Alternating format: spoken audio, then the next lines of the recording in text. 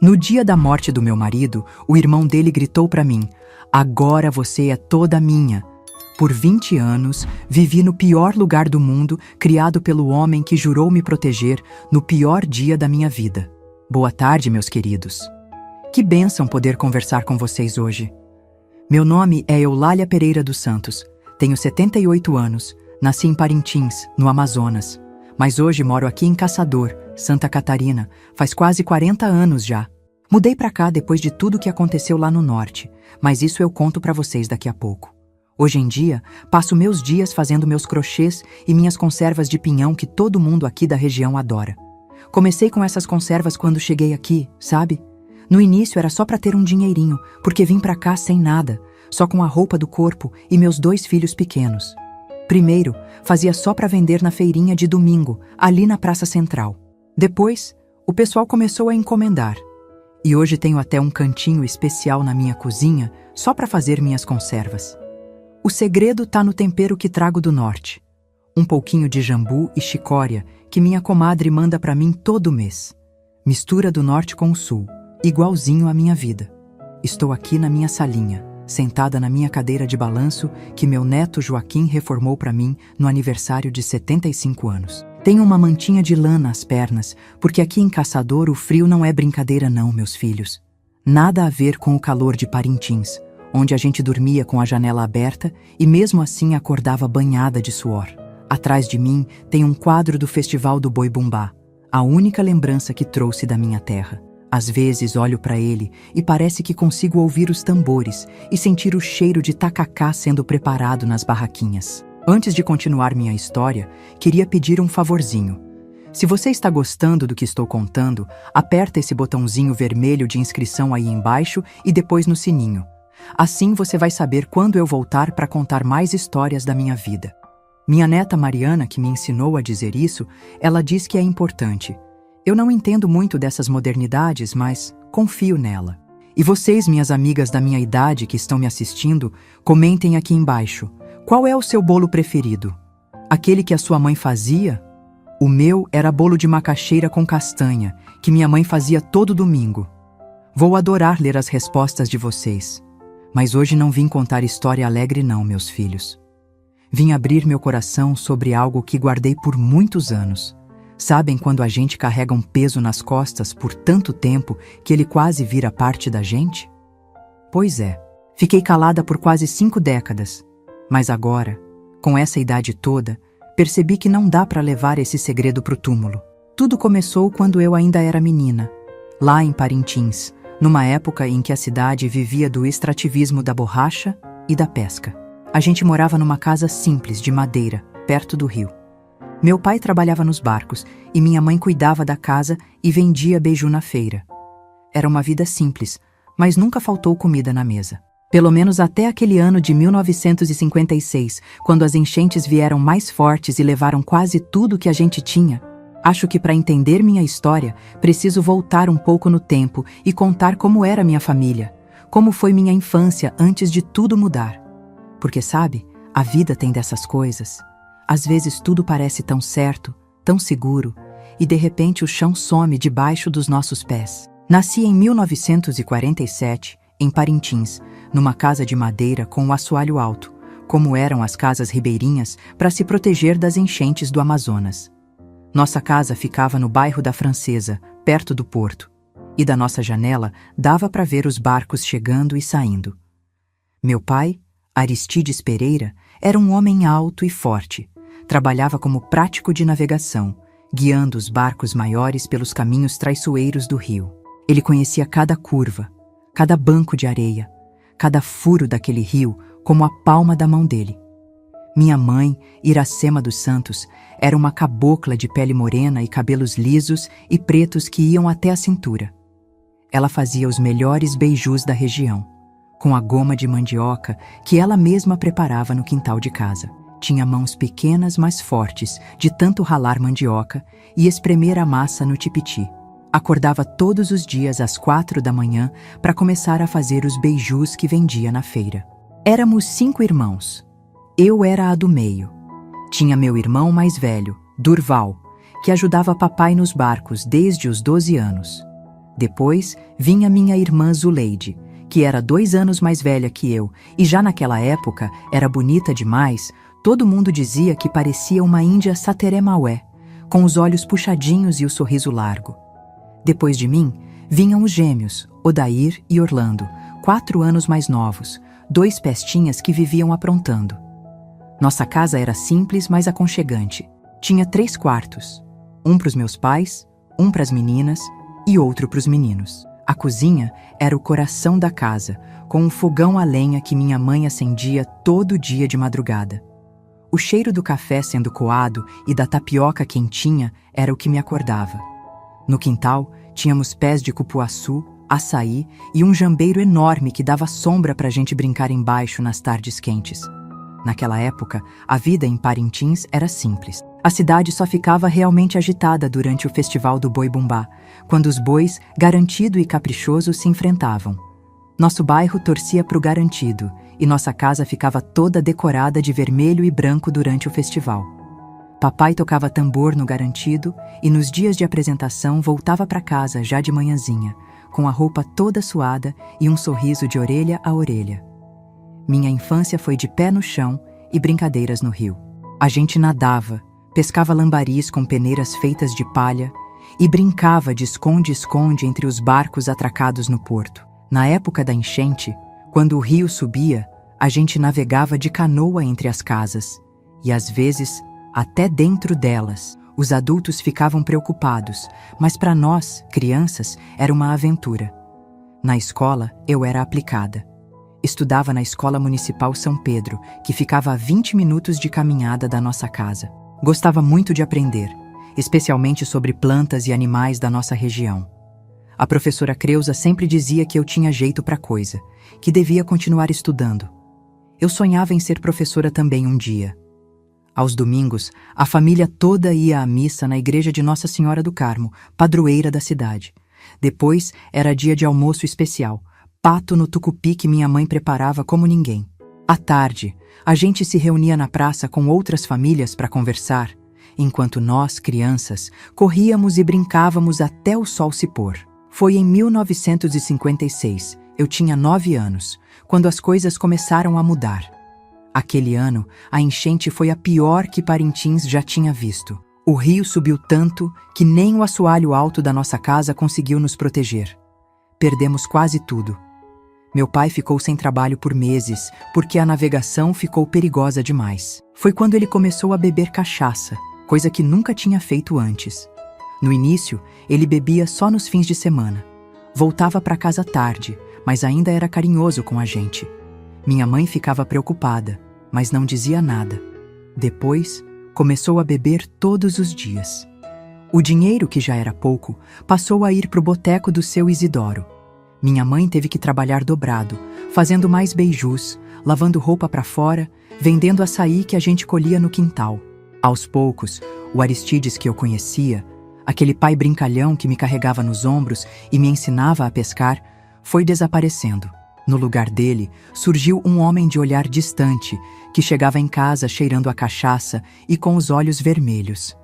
As brigas com minha mãe começaram.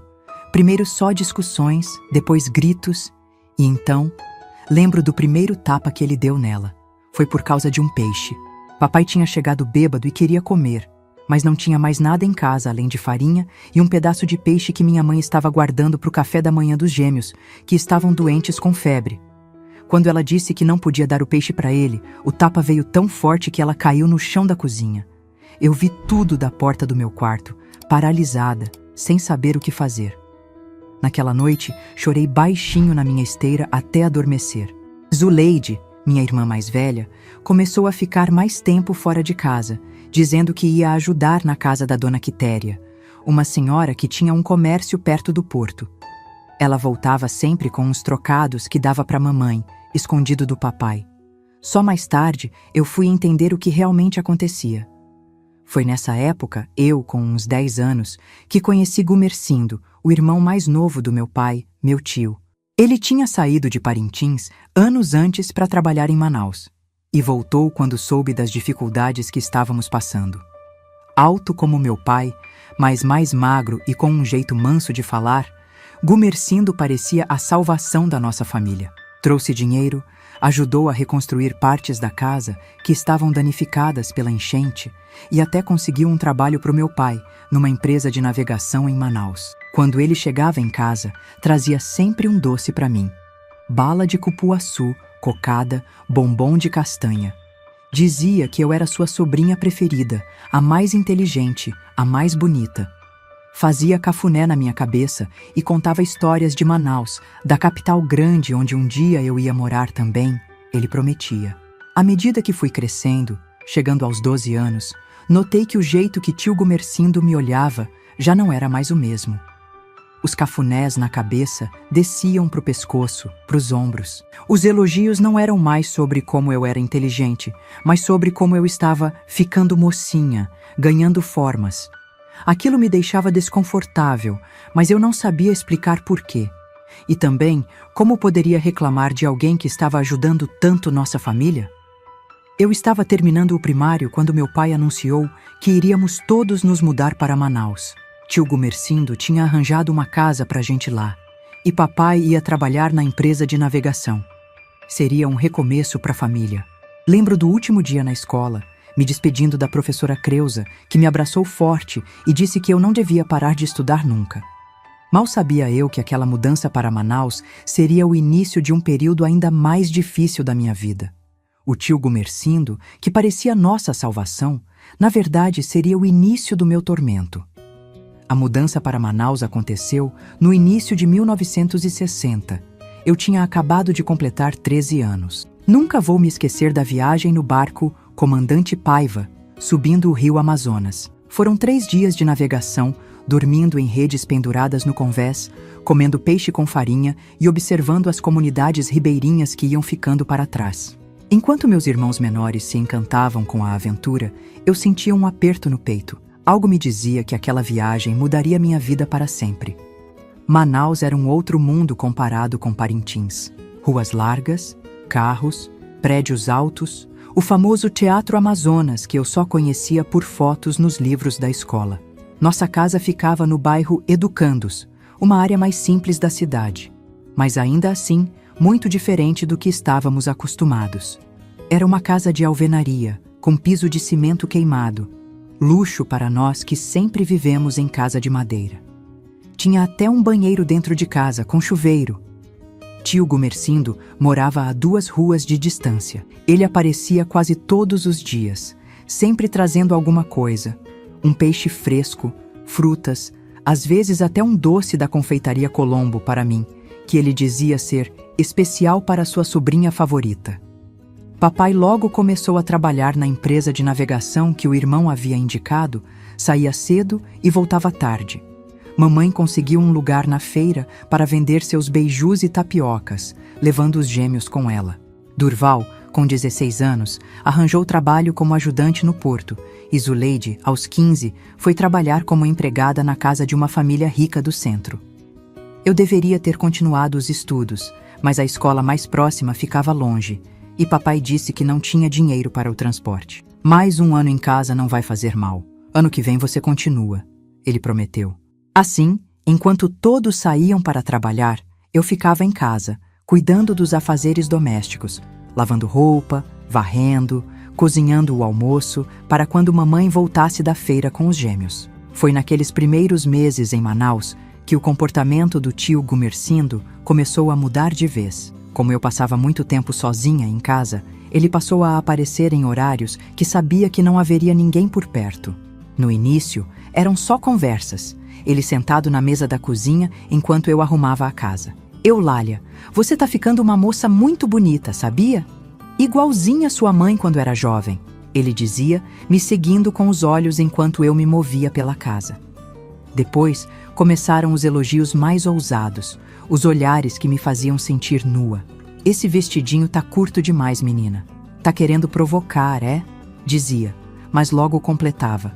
Tô brincando, você é uma menina recatada, eu sei. Um dia, ele chegou com um vestido novo para mim. Experimentei na loja, a moça tinha seu tamanho, mandei separar. É um presente do seu tio, disse, estendendo o pacote embrulhado em papel de seda. Era um vestido bonito, amarelo com flores pequenas, o primeiro vestido novo que eu ganhava em anos. Fiquei feliz, mas desconfiada. Vai, experimenta. Quero ver se serviu. Ele insistiu. Eu disse que experimentaria depois, que ia esperar mamãe chegar. Foi quando vi seu olhar mudar. Tá duvidando do tio que só quer seu bem? Depois de tudo que fiz por vocês? Ele disse, com uma voz que eu nunca tinha ouvido antes. Ingratidão é pecado, menina. Naquele dia, ele foi embora irritado, batendo a porta. Eu fiquei com medo e escondi o vestido embaixo do colchão. Quando mamãe chegou e contei sobre o presente, ela ficou preocupada. Não conta isso pro seu pai. Ele não ia gostar de saber que o irmão tá dando presente pra você, ela disse. Foi a primeira vez que percebi que talvez minha mãe também desconfiasse de alguma coisa. As semanas foram passando e o comportamento de tio Gumercindo foi piorando. Os toques acidentais quando passava por mim, a mão no meu ombro que escorregava para mais perto do peito, os comentários sobre como eu estava desenvolvendo. Eu comecei a me esconder quando sabia que ele viria, dizia que estava com dor de cabeça e ficava no quarto. Mas nem sempre funcionava. Numa tarde de abril, chovia forte em Manaus, aquelas chuvas pesadas que parecem que vão derrubar o telhado. Eu estava sozinha em casa, lavando roupa no tanque dos fundos, quando ouvi a porta da frente abrir. Era ele, molhado da chuva e com cheiro de cachaça. "Cadê todo mundo?" perguntou a voz arrastada. "Na feira. Os gêmeos estavam com febre, mamãe levou para a rezadeira." Respondi, sem olhar para ele, continuando a esfregar a roupa. "E você aqui, sozinha, minha sobrinha predileta," ele disse, se aproximando. O que aconteceu naquela tarde é algo que tentei apagar da memória por anos. Lembro de gritar, de tentar empurrar, de dizer que ia contar para o meu pai. Ele só ria. Dizia que ninguém ia acreditar em mim, que ia dizer que eu tinha provocado. Quando tudo acabou, ele disse algo que nunca esqueci. "Se você contar para alguém, sua família vai para a rua. Foi graças a mim que vocês têm um teto, que seu pai tem emprego. Pensa bem antes de abrir essa boca." Fiquei sentada no chão frio do banheiro por horas, deixando a água do chuveiro cair sobre mim, como se pudesse me limpar daquela sujeira. Quando mamãe chegou com os gêmeos, eu já tinha guardado a roupa no varal, feito o jantar, e estava com um sorriso falso no rosto, que aperfeiçoei nos anos seguintes. Aquela foi a primeira vez, mas não a última. Nos 2 anos seguintes, o pesadelo se repetiu sempre que uma oportunidade surgia. Quando a casa estava vazia, quando papai viajava a trabalho, quando mamãe levava os gêmeos ao médico. Eu tentava nunca ficar sozinha, inventava doenças, dizia que precisava acompanhar mamãe na feira. Mas não adiantava. Ele sempre encontrava um jeito. O pior era vê-lo nas reuniões de família, sentado à mesa de jantar no domingo, conversando com meu pai como se nada acontecesse, trazendo presentes para todos, sendo o tio generoso. Ninguém parecia notar o jeito que ele me olhava, os sorrisos que guardava só para mim. Ou se notavam, fingiam não ver. Eu comecei a definhar. De menina alegre e estudiosa, virei uma sombra. Não comia direito, tinha pesadelos, e aos 15 anos já parecia carregar o peso do mundo nos ombros. Mamãe perguntava o que estava acontecendo, dizia que eu estava amarela e magra que nem um palito de fósforo. Eu apenas dizia que sentia falta de Parintins, dos amigos, da escola. Foi Zuleide, minha irmã mais velha, quem primeiro suspeitou. Ela vinha nos visitar aos domingos, seu único dia de folga na casa da família onde trabalhava. Um dia, me encontrou chorando escondida atrás da casa. "É o tio, não é?" Ela perguntou direta, sem rodeios. Eu não consegui responder, apenas chorei mais forte. Ela me abraçou e chorou comigo. "Ele também fez isso comigo lá em Parintins," ela confessou. "Foi por isso que comecei a trabalhar na casa da dona Quitéria, para ficar longe de casa. Quando soube que ele vinha para Manaus, arranjei esse trabalho de doméstica, só para não ter que morar aqui. Naquele momento, entendi por que minha irmã tinha se afastado tanto. Não era só pelo trabalho, era para fugir do mesmo horror que eu estava vivendo. Temos que contar para a mamãe, eu disse. Ela não vai acreditar. Ou pior, vai acreditar, mas não vai poder fazer nada. Dependemos dele, Eulália. Sem o emprego que ele arranjou para o papai, sem a casa que ele ajuda a pagar, para onde iríamos? Ela tinha razão, e isso me destruía por dentro.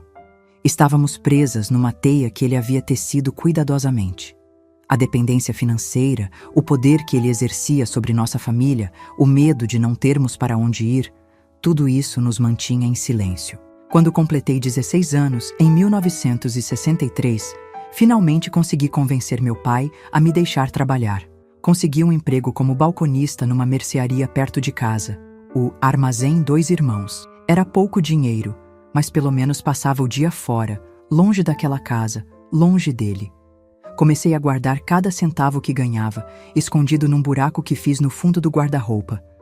Não sabia quando, nem como, mas tinha certeza que um dia precisaria daquele dinheiro para fugir. Foi no armazém que conheci Valdemar. Ele era entregador, alguns anos mais velho que eu, um rapaz quieto que passava todo dia para buscar as encomendas que precisavam ser entregues. No início, mal trocávamos palavras. Eu ainda não conseguia olhar nos olhos de nenhum homem sem sentir medo. Mas aos poucos, com sua gentileza e paciência, Valdemar foi quebrando a barreira que eu havia construído. Ele trazia sempre uma fruta, um bombom, uma flor simples para mim.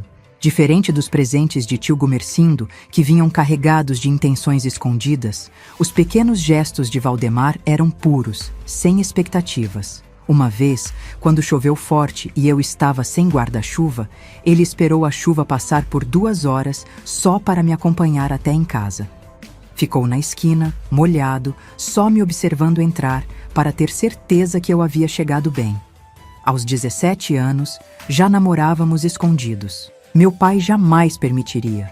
Valdemar era filho de nordestinos, não tinha sangue amazonense, como ele dizia. Mas para mim, Valdemar representava esperança, uma possibilidade de escape. Ele falava em casamento, em me levar dali, em construir uma vida longe de Manaus. Eu ouvia aquilo como quem ouve uma história de fadas, bonita demais para ser verdade. Tio Gumercindo descobriu sobre o namoro. Não sei como, talvez tenha me visto com Valdemar, talvez alguém tenha comentado. Numa noite em que papai e mamãe tinham ido visitar os gêmeos que estavam doentes na casa de uma tia, ele apareceu em casa, bêbado e furioso. Então a sobrinhazinha arranjou um namorado? Ele gritou, me encurralando na cozinha. Acha que vai fugir de mim? Que vai se livrar do seu tio que tanto fez por você? Aquela noite foi a pior de todas. Quando terminou, eu estava tão machucada por fora quanto já estava por dentro. Ele saiu batendo a porta, me deixando caída no chão da cozinha. Consegui me arrastar para o banheiro, me limpar como pude e esconder as marcas com um vestido de manga comprida, apesar do calor sufocante de Manaus. 2 dias depois, sem dizer nada a ninguém, procurei Valdemar no depósito onde ele trabalhava. Preciso sair daqui, agora. Foi tudo que consegui dizer antes de desabar em lágrimas. Valdemar não fez perguntas. Talvez tenha visto as marcas roxas em meus braços. Talvez tenha notado meu olhar vazio, diferente do habitual. Ele apenas assentiu e disse: "Vamos para São Paulo. Tem um primo lá que pode nos ajudar."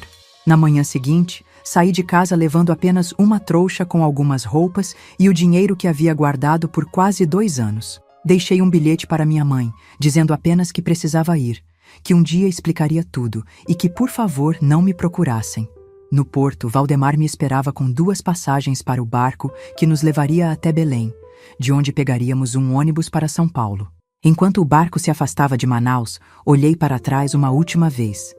Estava deixando minha família, minha mãe, meus irmãos, mas também estava deixando o pesadelo que havia se tornado minha vida.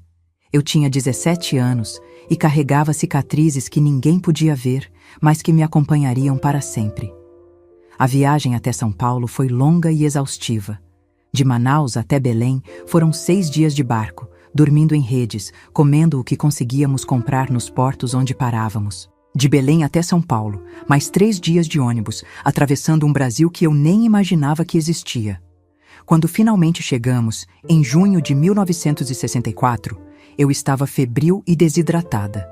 O primo de Valdemar, Jerônimo, nos esperava na rodoviária do Tietê, um lugar enorme e barulhento que me deixou atordoada.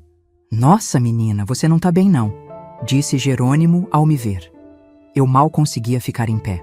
Jerônimo morava num cortiço no bairro do Brás, um quarto pequeno com banheiro compartilhado no corredor. Ele era mecânico numa oficina próxima e assim que chegamos, saiu para conseguir um colchão extra onde pudéssemos dormir. Valdemar e eu nos casamos uma semana depois, numa cerimônia simples no cartório. Não por amor, embora eu gostasse dele, o que sentia era mais gratidão do que amor, mas por necessidade. Uma moça solteira, vivendo com 2 homens, mesmo que um fosse seu namorado, seria motivo de falatório. E além disso, eu ainda tinha medo que tio Gumercindo viesse atrás de mim. Casada, achava que estaria mais protegida. Nas primeiras semanas em São Paulo, eu quase não saía do quarto. O barulho da cidade grande me assustava. As buzinas, os ônibus, as fábricas ao redor. O cheiro da poluição me dava dor de cabeça. Sentia falta do ar úmido de Manaus, do cheiro do rio, das frutas frescas. Mesmo com todas as memórias ruins, uma parte de mim sentia saudade de casa, da minha mãe, dos meus irmãos. Valdemar logo conseguiu trabalho como entregador numa fábrica de tecidos. Saía cedo e voltava tarde, enquanto eu ficava sozinha no quarto, encolhida num canto, assustada com qualquer barulho no corredor. À noite, quando ele se aproximava, eu tremia. Não conseguia suportar o toque de homem nenhum, nem mesmo o dele, que havia sido tão gentil comigo. "O que foi que te fizeram, Eulália?" Ele perguntou uma noite, depois que eu me afastei bruscamente quando ele tentou me beijar. Nunca consegui contar tudo. As palavras ficavam presas na garganta, como se dizer em voz alta tornasse tudo ainda mais real. Apenas disse que meu tio havia mexido comigo, sem entrar em detalhes. Valdemar entendeu o suficiente. Passou a dormir no chão, me deixando sozinha na cama, respeitando meu espaço, meu tempo. Comecei a ter pesadelos constantes. Acordava gritando no meio da noite, suada, o coração disparado. Sonhava que estava de volta àquela casa em Manaus, que tio Gumercindo abria a porta do meu quarto, que eu não conseguia gritar por socorro. Valdemar me acordava desses pesadelos, sem me tocar, apenas chamando meu nome de longe, até que eu voltasse à realidade. Durante o dia, tinha crises de choro sem motivo aparente. Algo tão simples como o cheiro de um peixe sendo frito na vizinhança, que me lembrava a cozinha da minha mãe, ou a voz de um homem no corredor, que por um instante soava como a dele, eram suficientes para me fazer desabar. Perdi peso, meu cabelo começou a cair, tinha olheiras profundas. "Você precisa de um médico", Valdemar insistia. Mas como explicar a um médico o que estava acontecendo comigo? O que diria? Que havia sido abusada pelo próprio tio durante anos? Que havia fugido de casa? Que não conseguia mais dormir, comer, viver normalmente? Naquela época, essas coisas não se falavam. Era vergonha, era segredo de família. Aos poucos, fui me forçando a sair do quarto. Primeiro, apenas até o corredor do cortiço. Depois, até a vendinha da esquina. Um passo de cada vez. Quando uma vizinha, Dona Sebastiana, uma pernambucana de mãos calejadas e sorriso fácil, me ofereceu trabalho, ajudando a lavar e passar roupa para fora, aceitei. Não pelo dinheiro, que era pouco, mas para ter algo que ocupasse minha mente, que me tirasse daquele quarto, daqueles pensamentos. No final de 1964, descobri que estava grávida. A notícia deveria ter trazido alegria, mas só trouxe mais medo. Como eu, que mal conseguia cuidar de mim mesma, cuidaria de uma criança? Como seria capaz de proteger meu filho ou filha num mundo que havia sido tão cruel comigo? "Vai ser diferente", Valdemar prometeu. "Nosso filho nunca vai passar pelo que você passou." A gravidez foi difícil. Tive enjoos fortes durante todo o período, pressão alta e o medo constante de que algo desse errado. Quando Osvaldo nasceu, em julho de 1965, foi um parto complicado. Passei quase 2 dias em trabalho de parto no Hospital das Clínicas, delirando de febre. Quando finalmente me entregaram aquele bebê, um menino pequeno, mas forte, com os olhos puxados como os meus, algo mudou dentro de mim.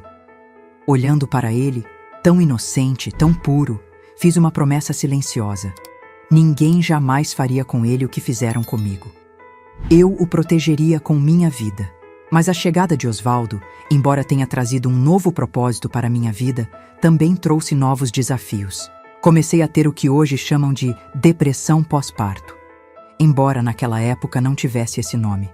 Chorava olhando para meu bebê, achando que não seria capaz de ser uma boa mãe. Tinha medo de tocá-lo, como se meu toque pudesse contaminá-lo com toda a dor que havia em mim. Valdemar fazia o que podia, mas trabalhava o dia todo. Quem me salvou foi Dona Sebastiana, que cuidava de Osvaldo quando eu não conseguia sair da cama, que me ensinou a dar banho nele, a amamentá-lo, a acalentá-lo quando chorava. Menina, esse bebê é sua salvação, é por ele que você vai ficar boa, ela dizia, com aquela sabedoria simples de quem já havia criado 5 filhos sozinha.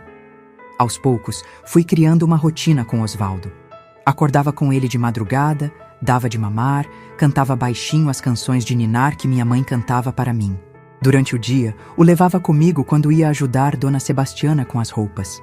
À noite, quando Valdemar chegava, jantávamos juntos, os 3, como uma família de verdade. Mas os pesadelos não desapareceram.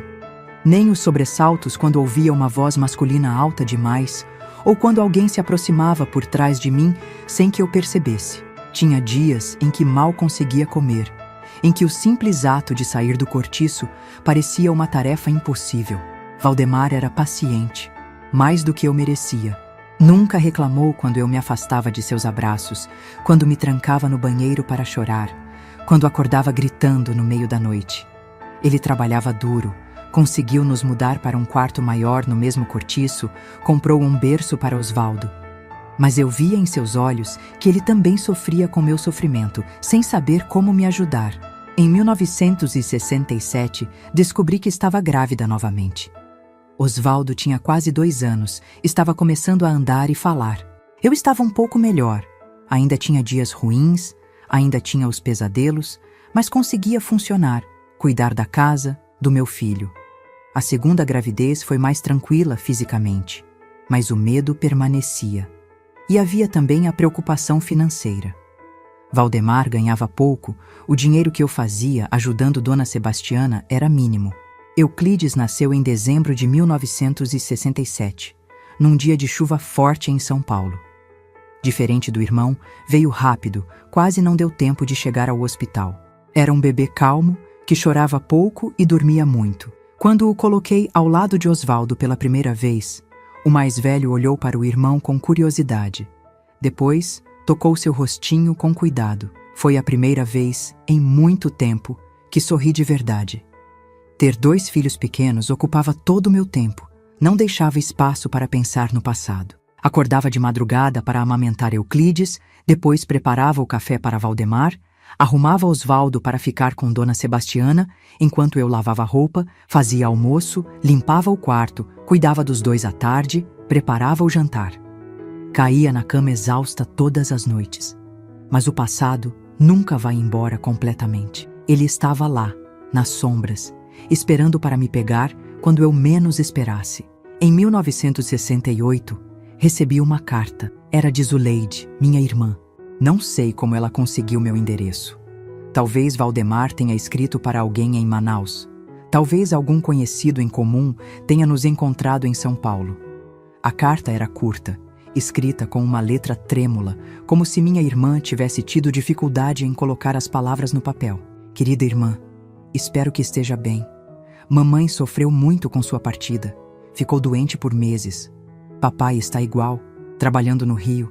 Os gêmeos cresceram, estão trabalhando também. Tio Gumercindo se casou, tem uma filha pequena agora. Fico preocupada com ela. Queria poder fazer algo. Sinto sua falta. Se puder, dá notícias. Com amor, Zuleide. A carta me fez vomitar assim que terminei de ler. A ideia de que tio Gumercindo tinha uma filha, uma menina indefesa em suas mãos, me deixou doente. Queria voltar a Manaus, tirar aquela criança de lá, denunciá-lo. Mas como? Quem acreditaria em mim? Que provas eu tinha, além da minha palavra contra a dele, um homem respeitado na comunidade? Aquela carta trouxe tudo de volta. O medo, a impotência, a culpa por ter fugido e deixado para trás pessoas que talvez precisassem de proteção. Voltei a ter pesadelos todas as noites, a ter crises de choro durante o dia. Valdemar me encontrou uma vez sentada no chão do banheiro. balançando para frente e para trás, abraçada a mim mesma, murmurando incoerências. Foi quando ele decidiu que precisávamos sair de São Paulo. Não apenas pelo meu estado mental, que havia piorado novamente, mas também porque a situação financeira estava difícil. A fábrica onde trabalhava havia reduzido o pessoal, seu salário havia diminuído.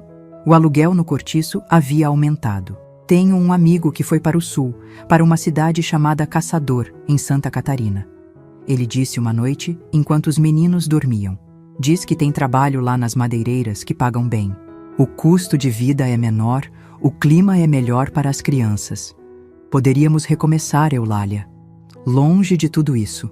Naquele momento, a ideia de ir para um lugar completamente diferente, onde ninguém nos conhecesse, onde o passado não pudesse nos alcançar, pareceu a única saída.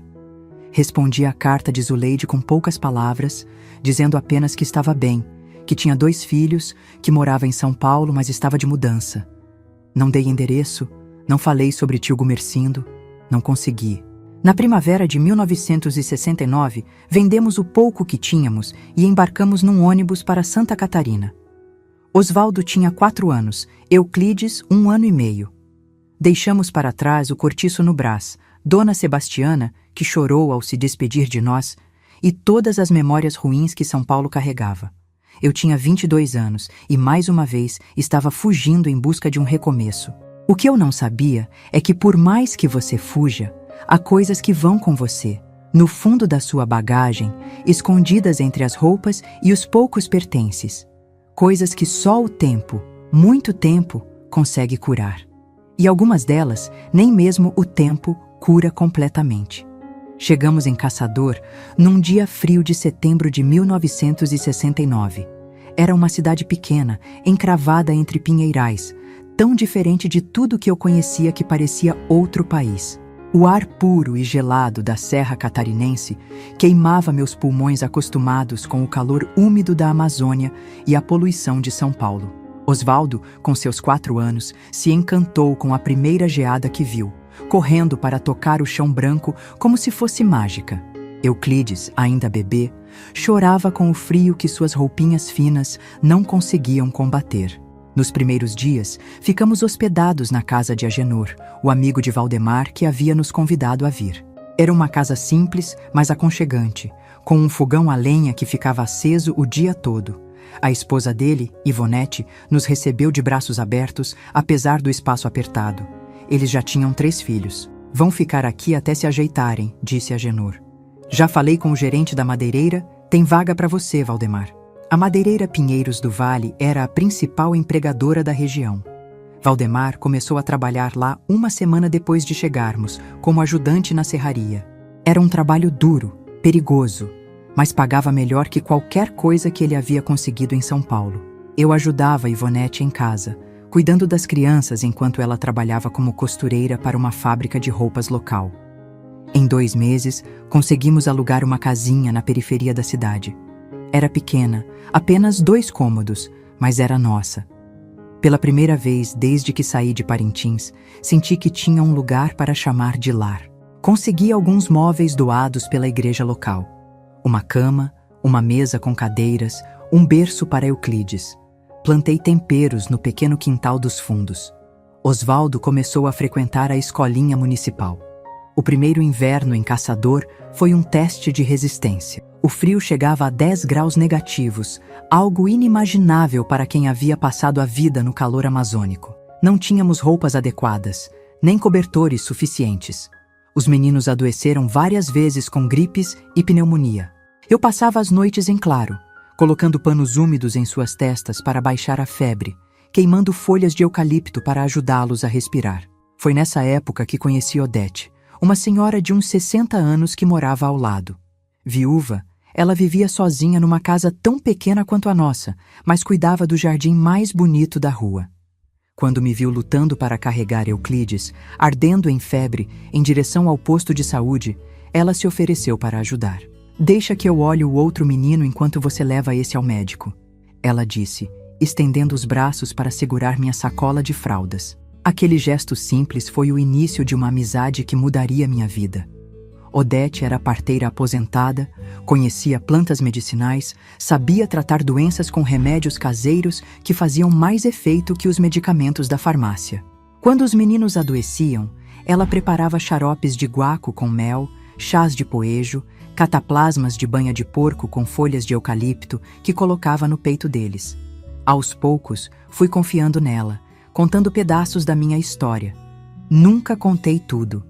Algumas coisas são difíceis demais até de pronunciar, mas ela parecia entender mesmo o que eu não dizia. Os olhos falam o que a boca cala, menina, ela me disse uma vez, enquanto me ensinava a fazer conserva de pinhão, uma especialidade local.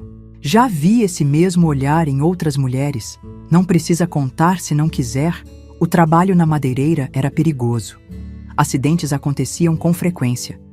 Em 1970, Valdemar teve 2 dedos da mão esquerda esmagados por uma tora. Ficou 3 meses sem poder trabalhar, recebendo apenas metade do salário. Foi um período difícil. Eu comecei a lavar roupa para fora, como fazia em São Paulo, para complementar a renda. Odete me ajudava com as crianças enquanto eu trabalhava. Quando Valdemar voltou a trabalhar, algo havia mudado nele. O acidente o deixou amargurado, frustrado por não poder fazer tudo o que fazia antes. Começou a beber nos fins de semana, coisa que nunca havia feito antes. No início, era apenas uma cerveja no sábado à noite. Depois, foram 2, 3. Logo voltava para casa cambaleando, com cheiro de cachaça. As lembranças do meu pai alcoolizado, das brigas entre meus pais em Parintins, voltaram com força. O medo que eu sentia quando ouvia passos cambaleantes se aproximando da porta. Comecei a esconder os meninos no quarto quando ele chegava bêbado, a me trancar com eles até que ele dormisse. Um dia, em 1971, Valdemar chegou mais bêbado que o normal. Tinha acabado de saber que seria rebaixado na madeireira por não conseguir mais operar certas máquinas devido à lesão na mão. Ganharia menos, teria menos respeito. Sua frustração explodiu naquela noite. Quebrou pratos, gritou, me acusou de não ser uma boa esposa, de nunca conseguir ser mulher de verdade para ele. Uma referência cruel à minha dificuldade com intimidade, sequela dos abusos que sofri. Quando ele ergueu a mão para me bater, algo dentro de mim se quebrou. Não era só o medo de apanhar, era como se todas as feridas do passado tivessem sido reabertas de uma vez. Peguei os meninos, ainda de pijama, e corri para a casa de Odete. Ficamos lá por 3 dias. Quando voltei para casa, encontrei Valdemar sóbrio, arrependido, jurando que nunca mais beberia. E pela primeira vez, desde que o conheci, falei tudo. Contei sobre os anos de abuso, sobre o tio Gumercindo, sobre os pesadelos, sobre o medo constante. Falei por horas, como se uma represa tivesse se rompido dentro de mim. Chorei até não ter mais lágrimas. Valdemar ouviu tudo em silêncio. Quando terminei, ele apenas disse: "Eu sinto muito, Eulália. Sinto muito por não ter percebido o quanto você sofria. E sinto muito por ter te feito lembrar de tudo isso." Aquela conversa foi um divisor de águas na nossa relação. Valdemar parou de beber, como prometeu. Voltou a ser o homem gentil e paciente que havia me ajudado a fugir de Manaus. Nunca mais mencionou minha dificuldade com intimidade. Nunca mais me pressionou. Começamos a reconstruir nosso casamento, não com base no que não tínhamos, mas no que compartilhávamos. O cuidado com os meninos, o respeito mútuo, a vontade de construir uma vida melhor. Em 1972, recebi outra carta de Zuleide. Ela havia se casado, morava em Porto Alegre e estava grávida do primeiro filho. Me contou que mamãe havia falecido no ano anterior de pneumonia. Papai continuava em Manaus, trabalhando no Rio. Os gêmeos Odair e Orlando tinham ido para o garimpo no Pará. E sobre tio Gumercindo, apenas uma frase que me gelou. Ele continua o mesmo. Respondi a carta com meu endereço em Caçador, convidando Zuleide a nos visitar quando pudesse. Pela primeira vez, não tive medo que meu passado me encontrasse. Estava começando a sentir que podia enfrentá-lo. A vida em Caçador foi melhorando aos poucos. Valdemar, mesmo com o salário reduzido, conseguiu economizar o suficiente para comprarmos nossa casinha em 1974. Era um orgulho imenso ter nossa própria casa, por mais simples que fosse. Osvaldo, agora com 9 anos, era um menino estudioso, o primeiro da classe. Euclides, com 6, era mais calado, mais parecido comigo. Foi em 1975 que Odete me fez uma proposta que mudaria minha vida. Eulália, tô ficando velha, minhas mãos já não dão conta mais de fazer tanta conserva. Tenho meus clientes fiéis, gente que compra de mim há anos. Queria te ensinar, passar meu conhecimento para você. Ela disse uma tarde, enquanto debulhávamos pinhões frescos no seu quintal. Assim começou meu aprendizado com Odete. Ela me ensinou a fazer conservas de pinhão, de pepino, de palmito, com temperos que ela mesma cultivava. Me ensinou o ponto certo do doce de abóbora com coco, o segredo do melado de cana que não cristaliza, a medida exata de pimenta para o molho de pimentão que não fica nem muito forte, nem muito fraco. Comecei vendendo as conservas para os mesmos clientes de Odete, famílias da cidade, algumas pousadas, o restaurante do seu Isidoro, coincidência ter o mesmo nome do dono do boteco em Parintins. Aos poucos, fui ganhando minha própria clientela. O dinheiro que entrava me dava uma independência que nunca havia sentido antes. Tinha meu próprio dinheiro, meu próprio trabalho, algo que era só meu. No Natal de 1975, Zuleide veio nos visitar com o marido, Eurico, e o filho pequeno, Gabriel. Foi a primeira vez que vi minha irmã em 11 anos. Nos abraçamos e choramos por horas. Ela estava diferente, mais cheia, com o cabelo curto, vestida como uma típica gaúcha. Mas os olhos eram os mesmos, e quando nos olhamos, era como se o tempo não tivesse passado. Enquanto as crianças brincavam e os homens conversavam, Zuleide e eu finalmente tivemos nossa conversa. Sentadas no pequeno quintal da minha casa, debaixo do pé de ameixa que havia plantado, finalmente falamos sobre o que havíamos vivido. Ele abusou da filha dele também, ela disse, a voz baixa para que ninguém mais ouvisse. A menina tentou se matar quando tinha 14 anos. Foi quando a esposa dele finalmente descobriu tudo e o denunciou. Meu coração parou por um instante. E o que aconteceu? Nada, como sempre. Ele negou tudo.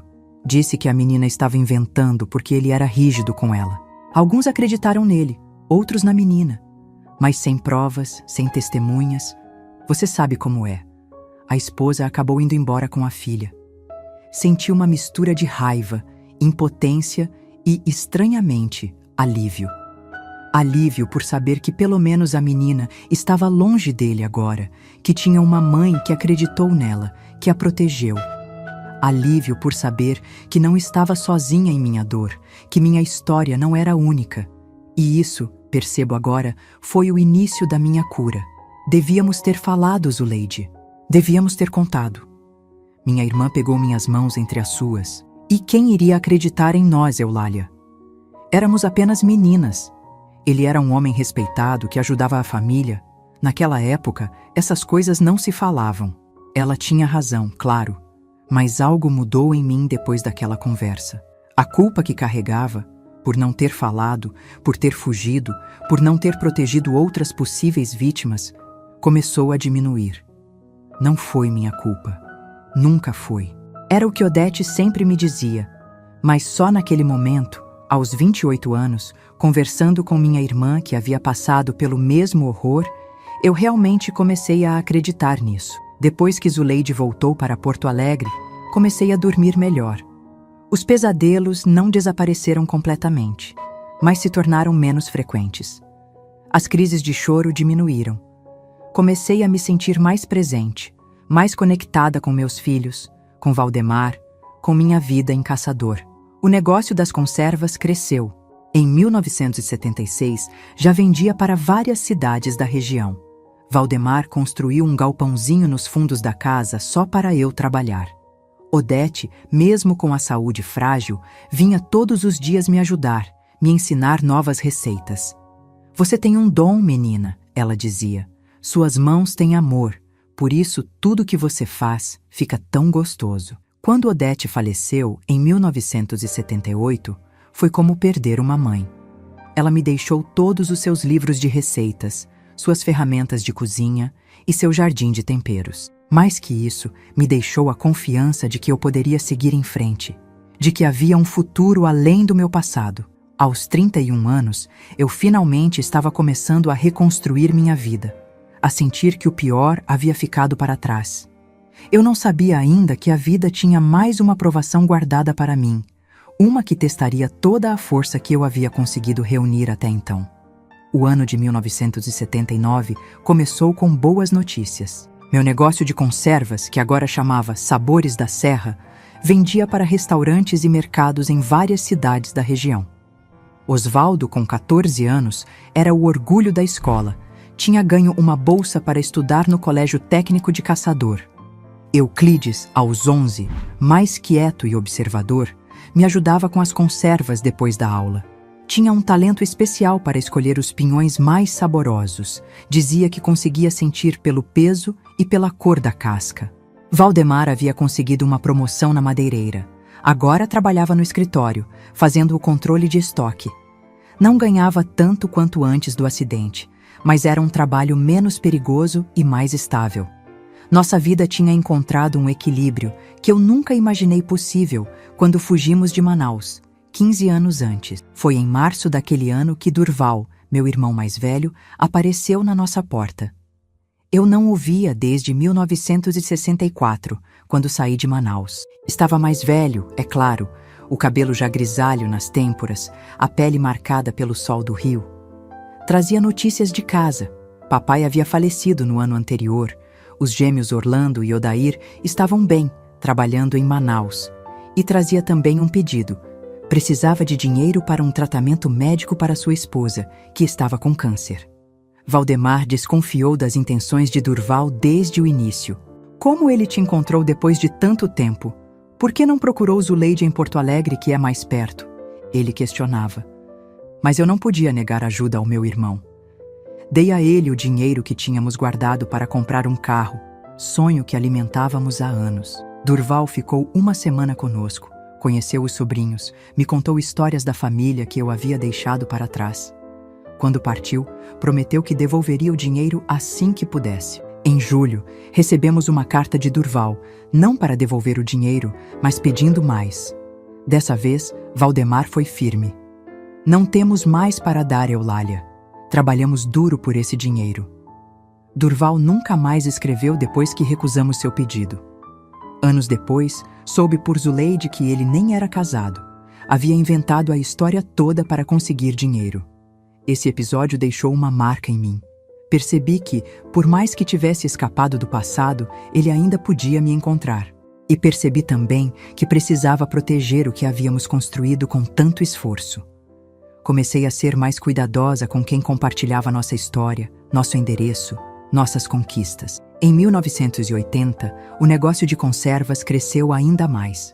Contratei 2 moças da vizinhança para me ajudar, Creuza e Jurema, irmãs que moravam na rua de baixo. O galpão nos fundos da casa já não era suficiente. Alugamos um espaço maior, próximo ao mercado municipal, onde montamos uma pequena fábrica. Valdemar cuidava das contas, dos pedidos, das entregas. Eu cuidava da produção, da qualidade, das receitas. Era um trabalho de família, algo que crescia aos poucos, mas com raízes fortes. Nossa vida social também se expandiu. Comecei a frequentar a igreja local, não por uma fé profunda, mas pela comunidade que encontrei lá. Participava de ações beneficentes, de festas comunitárias. Na Festa do Pinhão, evento mais importante da cidade, nossas conservas tinham um estande especial. Era estranho para mim, que passei anos me escondendo, me retraindo, estar agora no centro das atenções, cumprimentando pessoas, recebendo elogios. Em casa, as coisas também melhoraram. À medida que ganhei confiança em mim mesma, minha relação com Valdemar foi se transformando. O respeito e o companheirismo que sempre existiram entre nós começaram a dar lugar a um afeto mais profundo. Aos poucos, com paciência e muita conversa, conseguimos construir uma intimidade que eu nunca imaginei ser possível. Não era a paixão arrebatadora dos romances, mas algo mais sólido, mais verdadeiro, um amor construído sobre compreensão mútua e muita perseverança. Os meninos cresciam rápido. Osvaldo, aos 16, já trabalhava meio período na cooperativa agrícola, economizando para ir estudar em Florianópolis. Sonhava em ser engenheiro. Euclides, aos 13, continuava me ajudando com as conservas. Tinha desenvolvido uma receita própria de conserva de pinhão com erva doce que fazia sucesso. Era mais introspectivo que o irmão, gostava de ler, de desenhar, de passar horas conversando comigo enquanto trabalhávamos. Foi em 1982 que conhecemos Valdeci, irmão mais novo de Valdemar. Ele havia morado a vida toda no Rio Grande do Norte, onde a família de Valdemar tinha se estabelecido quando ele era ainda criança. Diferente do irmão, Valdeci tinha estudado, se formado contador, trabalhado em Natal.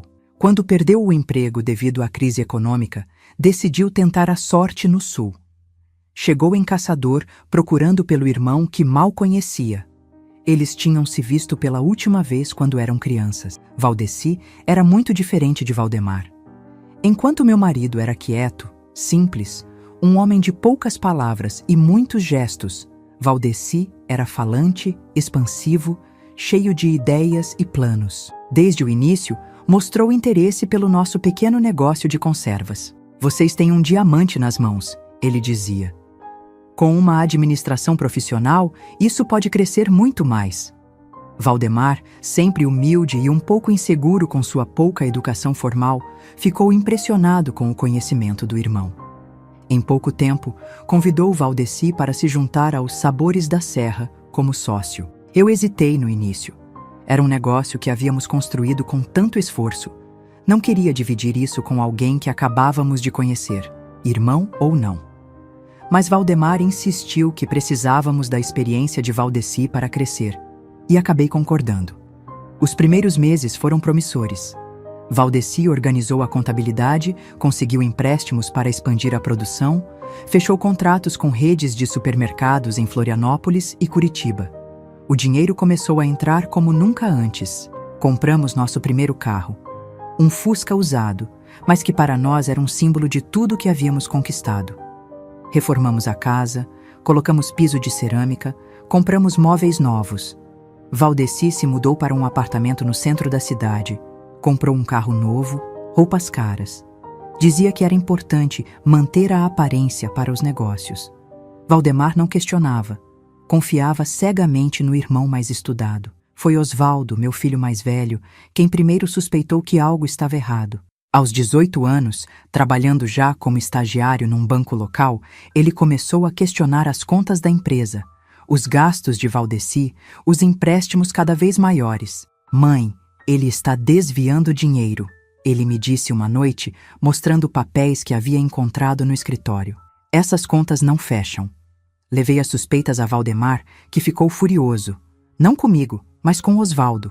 Acusou o filho de ter inveja do tio, de querer criar problemas na família. Foi nossa primeira briga séria em anos. Osvaldo, magoado com a reação do pai, decidiu antecipar seus planos e se mudou para Florianópolis para começar a faculdade, mesmo sem ter todo o dinheiro que havia planejado juntar. Os meses seguintes foram tensos. Valdemar passava cada vez mais tempo com o irmão. Chegava tarde em casa, às vezes com cheiro de bebida. Algo que não acontecia há anos. Euclides, aos 16, se fechou ainda mais, sofrendo com a saída do irmão e com a mudança no comportamento do pai. Eu tentava manter a paz, focar no trabalho, não pensar no mal-estar que crescia. Em novembro de 1983, Valdemar sofreu um infarto enquanto trabalhava na fábrica. Foi levado às pressas para o hospital, mas não resistiu. Morreu aos 40 anos, deixando-me viúva aos 36 com 2 filhos, um em Florianópolis, outro ainda em casa. O choque foi devastador. Valdemar havia sido meu porto seguro por quase 20 anos. O homem que me ajudou a escapar do inferno em Manaus, que me deu 2 filhos, que construiu uma vida comigo do zero, não uma, mas 2 vezes. Apesar de todas as dificuldades, havíamos encontrado um ao outro. Havíamos construído algo bom juntos. Ainda em meio ao luto, precisei lidar com as questões práticas: o funeral, os documentos, o futuro da empresa. foi quando descobri a extensão do estrago que Valdeci havia causado. A empresa estava afundada em dívidas. Havia empréstimos em nome de Valdemar que eu nem sabia que existiam. Contas atrasadas, fornecedores cobrando. No dia do enterro, enquanto eu ainda estava no cemitério recebendo as condolências de amigos e vizinhos, Valdeci já estava no banco, transferindo o que restava de dinheiro nas contas da empresa para sua conta pessoal. Quando cheguei em casa, exausta e destruída pela dor, ele me esperava.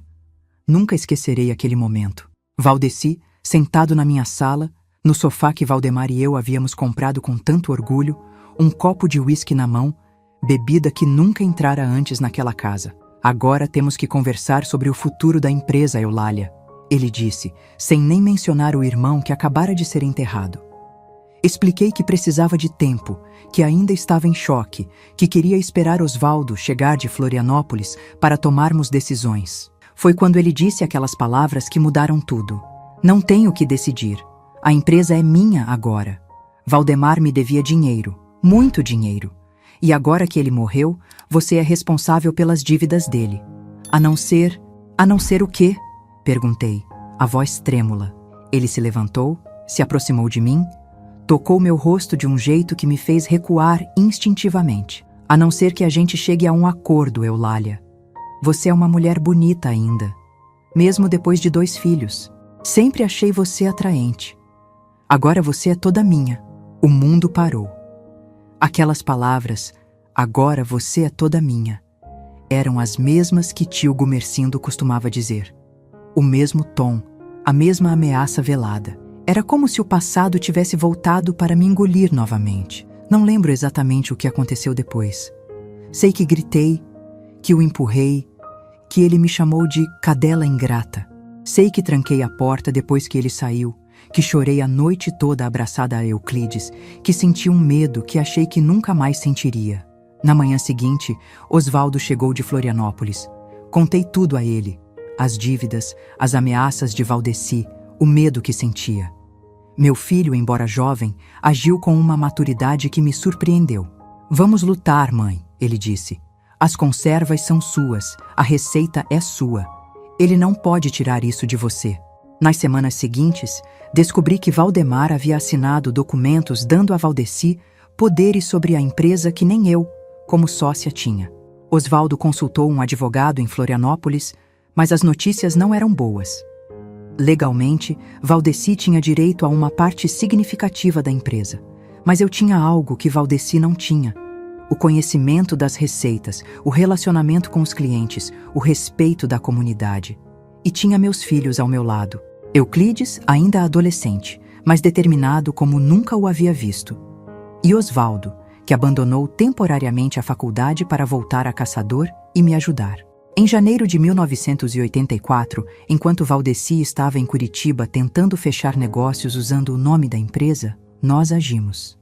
Com a ajuda de Creuza e Jurema, as irmãs que trabalhavam comigo há anos e de alguns amigos da igreja, mudamos toda a produção de volta para o galpão nos fundos da minha casa. Levamos os equipamentos que eram nossos, as panelas, os vidros, os rótulos, deixamos o espaço alugado vazio. Valdeci voltou furioso, ameaçou processar, chamar a polícia. Mas Osvaldo havia sido cuidadoso. Levamos apenas o que podia ser provado que era nosso, adquirido antes da entrada de Valdeci na sociedade. O espaço alugado estava em nome da empresa, então não podíamos levá-lo, mas também não precisávamos pagar o aluguel. Isso ficaria para Valdeci resolver. Recomeçamos do zero, mais uma vez. Criamos uma nova marca, Delícias da Vovó, em homenagem a Odete, que havia me ensinado tudo. No início, trabalhávamos apenas com os clientes mais antigos e fiéis, aqueles que me conheciam pessoalmente e confiavam em mim. Aos poucos, fomos reconquistando espaço. Valdeci tentou competir, contratou outras pessoas para fazer conservas semelhantes às minhas, mas sem sucesso. Ninguém conhecia o ponto exato, o tempero certo. Isso estava na minha cabeça, nas minhas mãos, no conhecimento que Odete havia me passado e que eu havia aperfeiçoado por anos. Em 1985, Osvaldo voltou para Florianópolis para continuar seus estudos, mas vinha todos os fins de semana para me ajudar com as contas, com os contratos. Euclides, aos 18, decidiu não ir para a faculdade. Queria ficar e trabalhar comigo. Tinha um talento natural para os negócios, apesar da pouca idade. Aos poucos, Delícias da Vovó foi crescendo novamente. Não tão rápido quanto antes, não tão grande quanto sonhávamos, mas de forma mais sólida, mais controlada. Aprendi a lição da maneira mais difícil. Nem todo crescimento é saudável, nem toda oportunidade é benéfica. Às vezes, o melhor é crescer devagar, com raízes fortes. Em 1986, soube que Valdeci havia deixado Caçador, endividado e com má reputação. Mudou-se para o Paraná, onde tentou abrir outros negócios, sem sucesso. Anos depois, Osvaldo descobriu que ele havia falecido, sozinho, em um hospital público de Curitiba. Não sentia alegria com a notícia, apenas uma sensação de que um ciclo havia se fechado. Os anos seguintes foram de reconstrução, não apenas do negócio, mas de mim mesma. A morte de Valdemar havia reaberto antigas feridas. O comportamento de Valdeci havia reacendido velhos medos. Voltei a ter pesadelos, crises de ansiedade. Mas dessa vez, não estava sozinha. Tinha meus filhos, tinha amigas como Creuza e Jurema, tinha a comunidade de caçador que me conhecia e respeitava. E tinha também uma força interior que havia sido forjada através de todas as provações. Não era mais a menina assustada de Parintins, nem a jovem traumatizada que chegou em São Paulo, nem mesmo a mulher insegura dos primeiros anos em Caçador. Era uma sobrevivente. Uma mulher que havia enfrentado o pior que a vida podia oferecer e ainda assim encontrado motivos para seguir em frente, para reconstruir, para acreditar que dias melhores viriam. E vieram. Aos poucos, com trabalho duro e determinação, Delícias da Vovó se estabeleceu como uma marca respeitada na região. Minha vida encontrou um novo equilíbrio. Não perfeito, mas real, construído com minhas próprias mãos, sustentado por minhas próprias forças. Os anos que se seguiram à saída de Valdeci foram de trabalho duro e recuperação gradual. Na década de 1990, Delícias da Vovó se consolidou como uma marca tradicional em Santa Catarina. Mantivemos a produção em escala menor, mais controlável, mas com qualidade impecável. Nossas conservas de pinhão se tornaram um produto característico de Caçador, procuradas por turistas e apreciadas pelos moradores locais. Osvaldo se formou em administração em 1989 e, apesar de receber propostas de emprego em grandes empresas de Florianópolis, decidiu voltar para Caçador. Meu lugar é aqui, ajudando a administrar o negócio da família, ele disse. Casou-se em 1992 com Mariana, uma professora de matemática que conheceu na faculdade. Construíram uma casa a 2 quadras da minha e, em 1994, me deram meu primeiro neto, Joaquim. Foi uma das maiores alegrias da minha vida segurar aquele bebê nos braços, ver a continuidade da família que havia lutado tanto para construir. Euclides, que sempre foi o mais reservado, encontrou seu caminho de forma diferente. Desenvolveu um talento especial para criar novas receitas, experimentando combinações de temperos que eu nunca teria imaginado. Em 1995, ele conheceu Isabela, filha de imigrantes italianos que haviam se estabelecido na região de Videira. Casaram-se em 1997 e Euclides se mudou para a propriedade da família dela, onde começaram a cultivar ervas e temperos orgânicos que forneciam para nossas conservas. Em 1999, nasceu minha neta Laura, uma menina de cabelos cacheados e olhos vivos que desde pequena mostrava a mesma curiosidade do pai pelas plantas e suas propriedades. No início dos anos 2000, já com mais de 50 anos, comecei a reduzir meu ritmo de trabalho. Osvaldo assumiu a administração do dia a dia, enquanto eu me concentrava apenas na supervisão da produção, garantindo que a qualidade permanecesse a mesma. Euclides, mesmo morando em Videira, vinha toda semana trazer os temperos frescos e trabalhar em novas receitas. Em 2003, recebi uma notícia que me abalou profundamente. Zuleide, minha irmã, havia falecido de câncer em Porto Alegre. Não nos víamos com frequência. A distância e as ocupações diárias nos mantinham afastadas, mas mantínhamos contato por cartas e, mais tarde, por telefone. Sua morte me fez refletir sobre tudo o que havíamos vivido, sobre os segredos que compartilhávamos, sobre a força que ambas demonstramos ao reconstruir nossas vidas após tanto sofrimento. Nesse mesmo ano, Osvaldo e Mariana tiveram seu segundo filho, um menino que chamaram de Gabriel. 2 anos depois, em 2005, Euclides e Isabela tiveram mais uma filha, Clara. Minha família crescia, se fortalecia, criava novas raízes. Em 2008, aos 61 anos, decidi passar a supervisão da produção para a Creuza, que trabalhava comigo há quase 3 décadas. Não me aposentei completamente. Continuava indo à fábrica algumas vezes por semana, fazendo pequenos lotes especiais de conservas para ocasiões específicas, ensinando as receitas mais tradicionais para as novas funcionárias.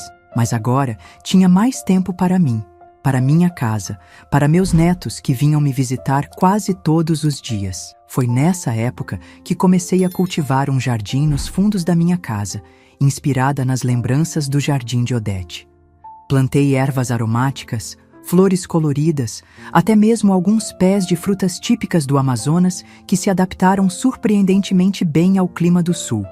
Um pequeno pedaço das minhas origens que consegui trazer para a minha vida atual. Em 2010, Delícias da Vovó deu um novo passo. Osvaldo, sempre visionário, abriu uma pequena loja no centro de Caçador, onde vendíamos não apenas nossas conservas, mas também outros produtos artesanais da região: mel, queijos, vinhos, artesanato. A loja se tornou um ponto de encontro para a comunidade e uma atração para turistas que visitavam a cidade. Os anos foram passando e os netos crescendo. Joaquim, o mais velho, seguiu os passos do pai e foi estudar administração. Laura herdou o talento do pai para a culinária e começou a desenvolver suas próprias receitas, algumas delas incorporadas à linha de produtos da família. Gabriel e Clara, os mais novos, ainda eram adolescentes, mas já mostravam interesse pelo negócio familiar. Em 2015, aos 68 anos, tive um susto de saúde. Um AVC leve me deixou hospitalizada por 2 semanas.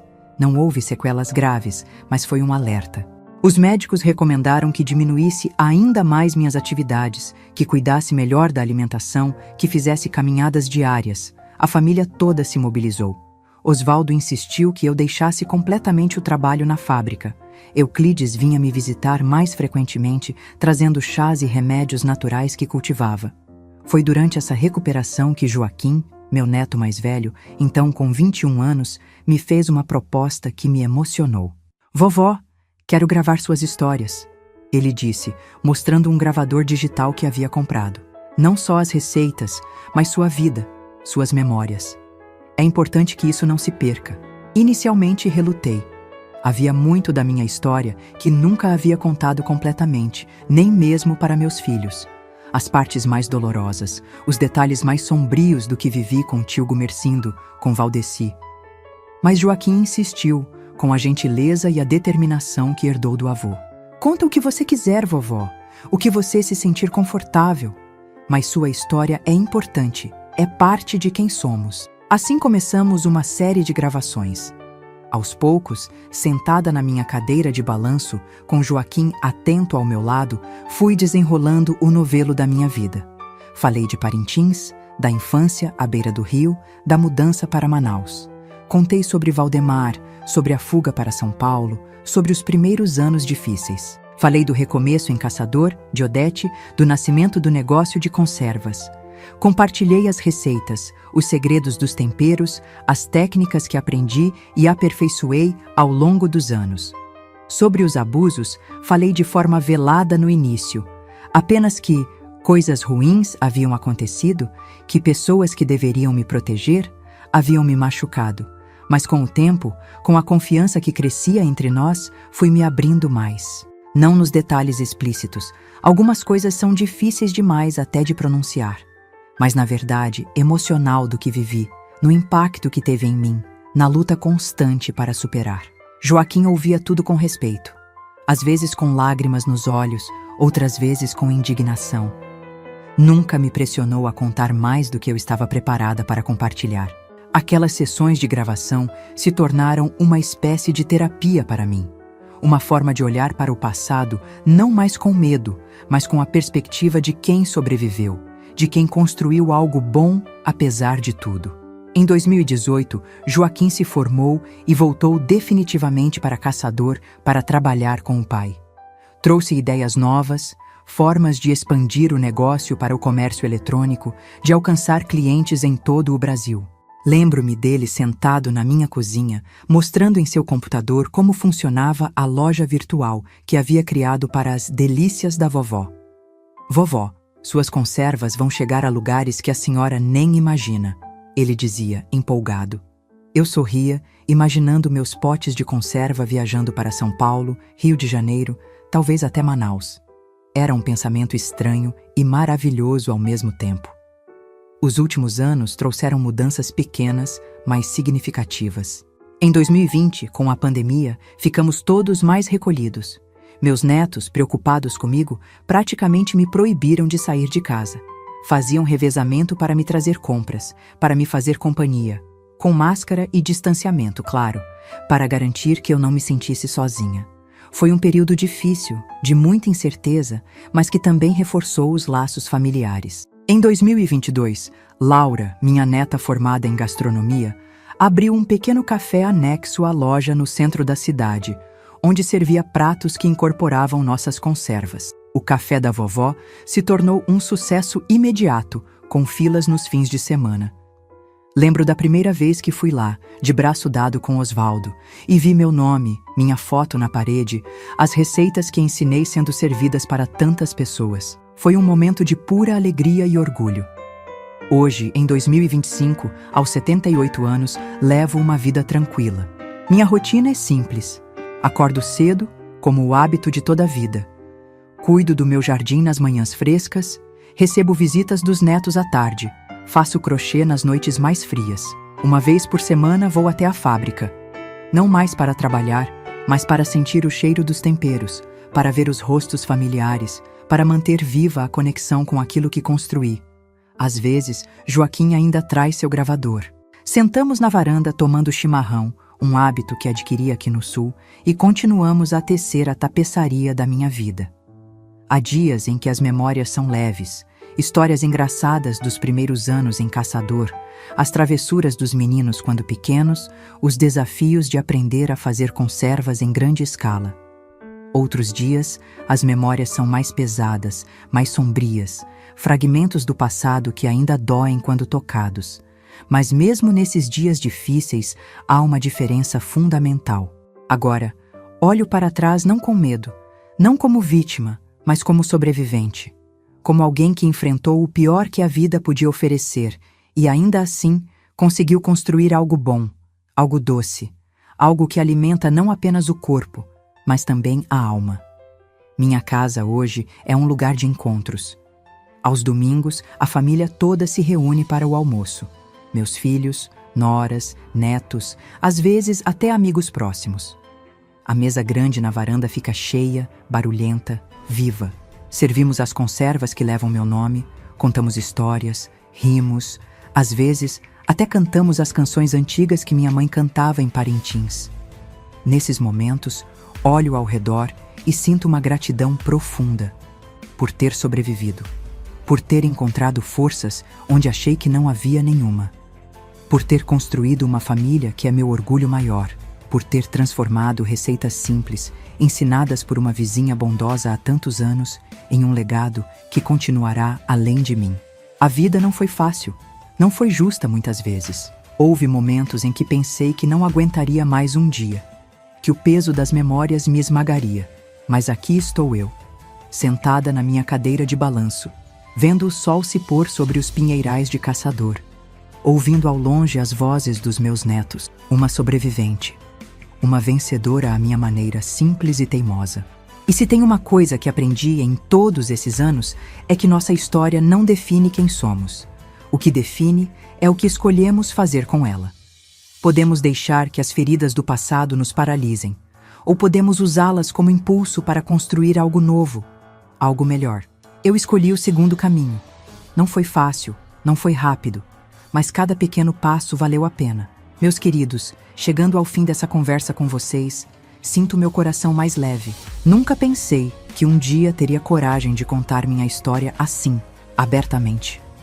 Por tantos anos, carreguei esses segredos como pedras dentro do peito, pensando que o silêncio me protegeria, que esquecer seria possível. Mas aprendi que algumas feridas só começam a cicatrizar de verdade quando expostas ao ar, quando compartilhadas. Se você que está me assistindo carrega feridas parecidas com as minhas, quero te dizer algo que demorei décadas para entender. Não foi sua culpa. Não importa o que te disseram.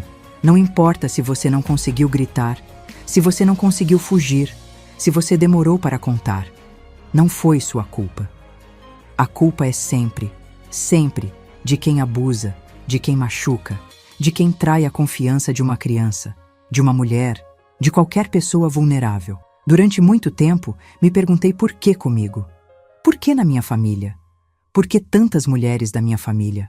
Hoje entendo que não há resposta para isso. O abuso acontece em todas as classes sociais, em todas as regiões, em todas as famílias. Ele se alimenta do silêncio, do medo, da vergonha que sentimos, mas a vergonha não deveria ser nossa. Se você está passando por uma situação de abuso agora, por favor, busque ajuda. Hoje existem recursos que não existiam na minha época. Ligue para o 180, a Central de Atendimento à Mulher. É gratuito e funciona 24 horas. Procure um CRIAS, Centro de Referência Especializado de Assistência Social, na sua cidade. Converse com alguém em quem confie, um professor, um médico, um amigo. Não carregue esse fardo sozinha, como eu carreguei por tanto tempo. Para as mães e pais que me assistem, prestem atenção nos seus filhos. Conversem sobre limites, sobre o corpo deles, sobre o direito de dizer não. Ensinem que existem segredos bons e segredos ruins, e que segredos que fazem a criança se sentir mal ou com medo devem sempre ser contados, mesmo que um adulto tenha pedido para não contar. Acreditem quando uma criança fala. Eu teria dado tudo para que alguém acreditasse em mim quando finalmente tive coragem de falar. Às vezes me pergunto como teria sido minha vida se eu tivesse recebido ajuda antes, se tivesse tido alguém que me escutasse, que me protegesse. Talvez não tivesse precisado fugir de casa aos 17 anos. Talvez tivesse estudado, me tornado professora como sonhava quando criança.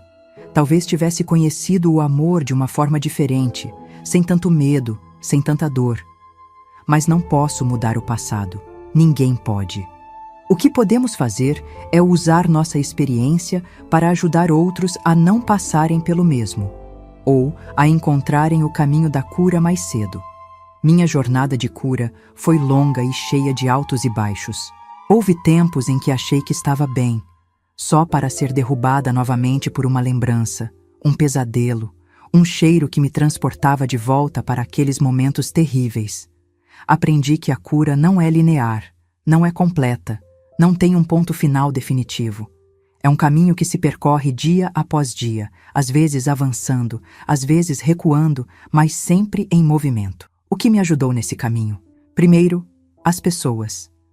Valdemar, com sua paciência infinita nos primeiros anos difíceis. Odete, que me ensinou não apenas a fazer conservas, mas a confiar novamente. Meus filhos, que me deram um propósito quando tudo parecia escuro demais. Meus netos, que trouxeram uma alegria que eu não achava mais possível sentir. Depois, o trabalho. Transformar ingredientes simples em algo saboroso que trazia prazer às pessoas era uma forma de cura. Cada pote de conserva que saía perfeito das minhas mãos era uma pequena vitória contra tudo que tentou me destruir. E finalmente, com o tempo, a coragem de olhar para o passado não como uma vítima, mas como uma sobrevivente. De reconhecer a força que tive para recomeçar tantas vezes, para construir uma vida boa apesar de tudo, para não repetir com meus filhos e netos os padrões de dor que vivi. Essa é talvez a mensagem mais importante que quero deixar.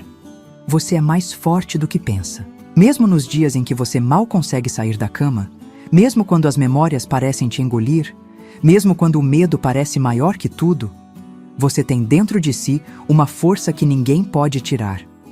Uma força que te manteve viva até aqui, que te fez continuar mesmo quando parecia impossível. Eu descobri essa força aos poucos, em pequenos momentos, quando consegui olhar nos olhos do meu filho recém-nascido e prometer a ele uma vida diferente da que tive. Quando tive coragem de contar a verdade para Valdemar, mesmo temendo sua reação. Quando enfrentei Valdeci, mesmo aterrorizada com suas ameaças. Quando recomecei do zero, aos 37 anos, com 2 filhos para criar e apenas minhas receitas de conserva como recurso. Não é uma força heróica dessas dos filmes. É uma força cotidiana, silenciosa, que se manifesta em continuar vivendo, em levantar mais uma vez, em encontrar pequenas alegrias, mesmo nos dias mais difíceis. É a força de plantar um jardim, mesmo sabendo que o inverno virá, de amar mesmo sabendo que a dor existe, de confiar mesmo depois de tantas traições. Se você está no meio da tempestade agora, talvez não consiga ver essa força em si mesmo, mas ela está aí. E um dia, não hoje, talvez não amanhã, mas um dia, você olhará para trás e se surpreenderá com o quanto foi capaz de suportar, com o quanto foi capaz de superar. Hoje, aos 78 anos, sentada na minha cadeira de balanço, olhando o jardim que plantei, ouvindo as vozes dos meus netos ao longe, posso dizer que valeu a pena. Não o sofrimento. Esse nunca vale a pena, nunca tem justificativa, mas valeu a pena não desistir, não deixar que o que me fizeram definisse quem eu seria para sempre. A menina assustada de Parintins, a jovem traumatizada de Manaus, a mãe em pânico de São Paulo, todas elas são partes de mim. Mas não são tudo o que sou. Sou também a empreendedora que construiu um negócio do zero, a mãe que criou 2 filhos bons e íntegros, a avó que agora passa adiante não apenas receitas, mas valores, histórias, amor. Esse é o verdadeiro milagre, que apesar de tudo que tentou me destruir, ainda sou capaz de amar, de criar, de sentir alegria. Que a violência não conseguiu matar minha capacidade de ver beleza no mundo, de sentir gratidão pelas pequenas coisas, de acreditar que a bondade existe, mesmo tendo conhecido o pior da maldade humana. Se você chegou até aqui comigo, obrigada por ouvir minha história. Obrigada por ser testemunha da minha jornada, das minhas dores e das minhas vitórias. Há um poder especial em ser ouvido, em ter sua história validada. Por tanto tempo, achei que precisava esconder, disfarçar, esquecer. Hoje entendo que compartilhar é parte da cura. Não apenas para mim, mas talvez para alguém que esteja assistindo e que precise ouvir que não está sozinho, que a cura é possível, que há vida além do trauma. Meus queridos, se essa história tocou seu coração, não deixe esse vídeo passar sem fazer nada. Agora mesmo, aperte aquele botão de inscrição e ative o sininho. Sabe por quê? Porque cada inscrição é como uma mão estendida para tantas outras avós que precisam ter coragem de contar suas histórias também. Se você conhece alguém que pode estar passando pelo que passei, compartilhe este vídeo imediatamente. Pode ser que você salve uma vida hoje, meu filho. Pode ser que você mude o destino de alguém que está sofrendo em silêncio. E se você chegou até aqui, deixe nos comentários. Eu acredito na sua força. Isso vai me mostrar quem realmente ouviu minha história até o fim. Faça isso agora. Não espere nem mais um minuto. Vou me despedir agora, voltando para minha rotina tranquila, para meu jardim, para minhas conservas, para minha família, que é meu maior tesouro. Mas antes, quero compartilhar uma última coisa com vocês. Porque, meus queridos, o que eu nunca contei para ninguém até hoje é que durante todos esses anos, guardei uma carta que tio Gumercindo me enviou pouco antes de morrer, implorando meu perdão e confessando que o que ele fez comigo e com outras meninas o atormentou até seu último suspiro.